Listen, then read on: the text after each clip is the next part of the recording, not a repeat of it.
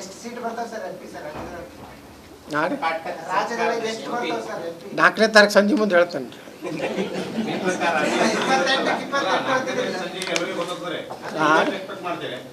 ಯಾವ್ದು ರೀ ನೋಡ್ರಿ, ನಾ ಹೇಳ್ತೇನೆ ಕೇಳ್ರಿ. ನಾನು ಪ್ರಚಾರ ಮಾಡೀನಿ. ನಾ ಇಡೀ ಕರ್ನಾಟಕದ BJP ಒಳಗೆ ಹೈಯೆಸ್ಟ್ ರಾಜ್ಯದಾಗ ನಮ್ಮ ಪ್ರಚಾರ ಮಾಡಿದವ ನಾನು. ನನಗೆ ವಿಶ್ವಾಸ ಇದೆ, ಹೆಚ್ಚಿನ ಸೀಟನ್ನು ನಾವು ಗೆಲ್ತೀವಿ. ಆದರೆ ಇಷ್ಟೇ ಅಂತ ಹೇಳಿ ನಾವು ಜ್ಯೋತಿಷ್ ಹೇಳಿ ಒಂದು ಗಿಳಿ ಇಟ್ಕೊಂಡು ಬರ್ತಿದ್ದೆ. ನೀವು ಹೇಳಿದ್ರಂದ್ರೆ ಅದೇನೋ ಜ್ಯೋತಿಷ್ ಹೇಳೋಕೆ ಆಗೋದಿಲ್ಲ. ಈಗ ಮತದಾನ ಮುಗಿದು ಹೋಗಿದೆ. ಮತದಾನ ಮುಗಿದ ಮ್ಯಾಗ ನಾ ಹೇಳೋದ್ರಾಗ ಆಡ್ತಿಲ್ಲ. ಮತದಾನಕ್ಕಿಂತ ಮುಂಚೆ ಕೇಳಿದ್ರೆ ಹೇಳ್ತಿದ್ದೆ ಇಷ್ಟು ಬರ್ತಾವತ್ತೆ. ಮತ್ತು ಎಲ್ಲರೂ ಹೇಳಬೇಕಾಗ್ತದಲ್ರಿ. 28 ಬರೀ 26 ಬರ್ತಾವಂದ್ರೆ ಇನ್ನು 2 ಮಂದಿ ಸೀಟ್ ಹಾಕ್ತಾರೆ ಅವರು. ನಮ್ದು ಯಾಕೆ ಹೆಸರು ತಗೊಳ್ಳಿಲ್ಲ ಅದಕ್ಕೆ 28. ವಾಲ್ಮೀಕಿ ನಿಗಮದ ಹಗರಣಕ್ಕೆ ಸಂಬಂಧಪಟ್ಟಂಗೆ ಬಿಜೆಪಿ ಇನ್ನೂ ಕಠಿಣ ಕ್ರಮದ ಮೂಡ್ನಲ್ಲೇ ಇದೆ ಅಂತ ಒಂದು ಮಾತು. ಅದು ಕಠಿಣ ಕ್ರಮ, ಅದು ಇದು ಆಗೈತ್ರಿ. ಅದು ರಿಸರ್ವ್ ಮಾಡಿ ನಾವು ಈಗ ಹೋರಾಟ ಮಾಡಬೇಕು. ಅದನ್ನು ನಾವು ಈಗ ಸ್ಟಾರ್ಟ್ ಮಾಡಿವಲ್ರಿ. ಈಗ ನೋಡ್ರಿ, ಈಗ ಬರೇ ಇದೇ ಇಷ್ಟಕ್ಕೇ ರಾಜೀನಾಮೆಗೆ ಸಿದ್ದರಾಮಯ್ಯನವರು ರಾಜೀನಾಮೆ ನಿನ್ನೆ ಉಪಮುಖ್ಯಮಂತ್ರಿಗಳು ಕೂಡಿ ಸಭೆ ಮಾಡಿ ನಾಗೇಂದ್ರನ ಬಲಿಪಶು ಕೊಡ್ಬೇಕು ಮಾಡಿಬಿಡೋದು. ಅವರ ರಾಜೀನಾಮೆಯನ್ನು ತೊಗೊಂಡ್ಬಿಟ್ರೆ ಮುಗಿದೋಯ್ತು. ಯಾಕಂದ್ರೆ ಈಶ್ವರಪ್ಪನವ್ರದ್ದು ಬರೀ ಒಬ್ಬ ಗುತ್ತಿಗೆದಾರ ಅಲ್ಲಿ ಬೆಳಗಾವಿಯಲ್ಲಿ ಆತ್ಮಹತ್ಯೆ ಮಾಡ್ಕೊಂಡ. ಅಷ್ಟಕ್ಕೇ ಅವ್ರು ಬಿಡಲಿಲ್ಲ, ರಾಜೀನಾಮೆ ತೊಗೊಂಡ್ರು. ಈಗ ಕೇವಲ ನಾವು ಅವ್ರನ್ನ ಅಟ್ಟೆ ರಾಜೀನಾಮೆ ಕೇಳೋದಿಲ್ಲ, CBI ತನಿಖೆ ಆಗಬೇಕು.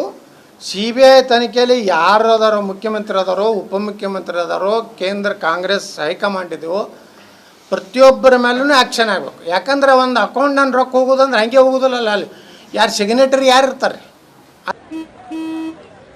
ನಡಿ ಈಗ ಶುರು ಮಾಡೋಣ.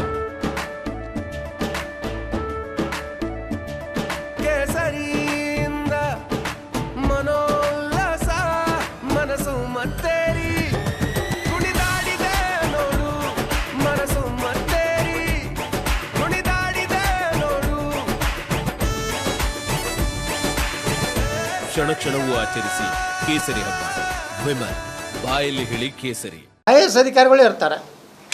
ಮತ್ತು ಅದೆಲ್ಲ ಆಗಲಾರ್ದು ಒಬ್ಬನ ಬಲಿ ತೊಗೊಂಡ್ರೆ ಅದು ಅಲ್ಲ.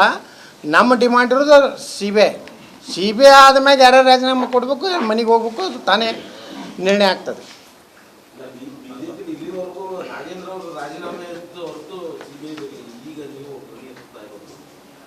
ನಿಮ್ಮಲ್ಲೇ ಒಂದು ಸ್ಪಷ್ಟ ನಿರ್ಧಾರ ಇಲ್ವಾ ಅಂತ? ನಾಗೇಂದ್ರ ರಾಜೀನಾಮೆ ಬೇಕಾ CBI ಕೊಡಬೇಕಾ? ಇದೇ ಮೊದಲಿಂದ 1 ಪಾಯಿಂಟ್ ನೋಡ್ರಿ, ರಾಜೀನಾಮೆ ನಾಗೇಂದ್ರ ಕೊಡಬೇಕು, ನೈತಿಕತೆ ಹೊಣೆ ಹೊತ್ತು. ಯಾಕಂದ್ರೆ ಅವ್ರ ಮಿನಿಸ್ಟ್ರು ಆ ಇಲಾಖೆದು. ಅದು ನಾವು ಕೇಳೋದು, ನಾವು ಡಿಮ್ಯಾಂಡ್ ಮಾಡಾಕತ್ತಿದ್ದು ಅದು ಅಂತರೂ ನಾಗೇಂದ್ರ ಅವರ ಜವಾಬ್ದಾರಿ ಐತೆ ಇಲ್ಲೇ ಇಲ್ಲ ಅನ್ನೋದಿಲ್ಲ. ಆದರೆ ಇಷ್ಟಕ್ಕೆ ಸೀಮಿತ ಆಗಬಾರ್ದು.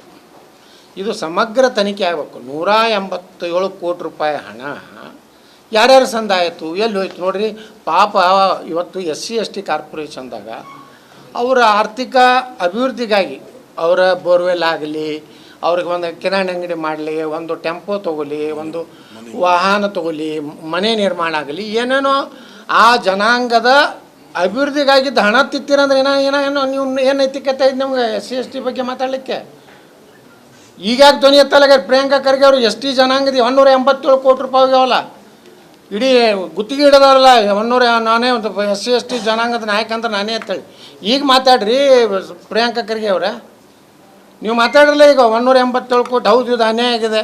ನಮ್ಮ ದಲಿತ ಸಮಾಜಕ್ಕೆ, ನಮ್ಮ ಪರಿಶಿಷ್ಟ ಪಂಗಡ ಸಮುದಾಯಗಳಿಗೆ ನ್ಯಾಯಯುತವಾಗಿ ಆ ಬಡವರಿಗೆ ಹೋಗ್ಬೇಕಾಗಿದ್ದ ಹಣ ಇದಾಗಿದೆ. ಅದಕ್ಕೆ ನಾನು ಇದನ್ನು ಸರ್ಕಾರಕ್ಕೂ ನಾನು ಒತ್ತಾಯ ಮಾಡ್ತೀನಿ ಅಂತ ಹೇಳ್ರಿ. ಒಮ್ಮೆಲೆ ಗಟ್ಟಿ ನಾವು ಹೆಂಗೆ ಮಾತಾಡ್ತೀವಿ ಹಂಗೆ ಗಟ್ಟಿ ಮಾತಾಡ್ರಿ. ನಿಮ್ಮ ನಂತರ ಮಂತ್ರಿ ತೆಗಿತಾಕತ್ತಿಲ್ಲ ಸಿದ್ದರಾಮಯ್ಯನವ್ರಿಗೆ, DK ಶಿವಕುಮಾರ್ಗೆ. ಯಾಕಂದ್ರೆ ನಿಮ್ಮ ಪಿತಾಶ್ರೀ ಅವರು ರಾಷ್ಟ್ರೀಯ ಅಧ್ಯಕ್ಷರದಾರೆ. ಏನು ಹಂಚಬಾರ್ದು ಖರೆ ಅಂದ್ರೆ. ನನಗೆ ಅಂಥ ಅವಕಾಶ ಇದ್ರೆ ನಾನು CM ರಾಜೀನಾಮೆ ಕೇಳಿಬಿಡ್ತಿದ್ದೆ.